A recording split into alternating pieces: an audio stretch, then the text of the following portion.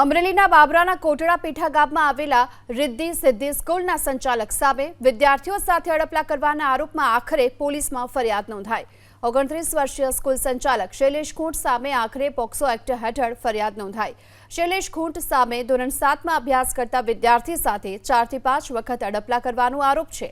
આખરે વાલીની ફરિયાદના આધાર પર ખાનગી સ્કૂલ સંચાલક સામે પોક્સો એક્ટ હેઠળ ફરિયાદ નોંધાઈ। બાબરા પોલીસે ફરિયાદને આધારે આરોપીની ધરપકડ કરી, જે આરોપીને કોર્ટ સમક્ષ રજૂ કરાતા કોર્ટે જેલ હવાલે કરવાનો હુકમ કર્યો। અમરેલીના બાબરાના કોટડા પીઠા ગામમાં આવેલા રિદ્ધિ સિદ્ધિ સ્કૂલના સંચાલક સામે વિદ્યાર્થીઓ સાથે અડપલા કરવાના આરોપમાં આખરે પોલીસમાં ફરિયાદ નોંધાઈ। 29 વર્ષીય સ્કૂલ સંચાલક શૈલેષ ખૂંટ સામે આખરે પોક્સો એક્ટ હેઠળ ફરિયાદ નોંધાઈ। શૈલેષ ખૂંટ સામે ધોરણ 7માં અભ્યાસ કરતા વિદ્યાર્થી સાથે 4 થી 5 વખત અડપલા કરવાનો આરોપ છે। આખરે વાલીની ફરિયાદના આધાર પર ખાનગી સ્કૂલ સંચાલક સામે પોક્સો એક્ટ હેઠળ ફરિયાદ નોંધાઈ। બાબરા પોલીસે ફરિયાદને આધારે આરોપીની ધરપકડ કરી, જે આરોપીને કોર્ટ સમક્ષ રજૂ કરાતા કોર્ટે જેલ હવાલે કરવાનો હુકમ કર્યો।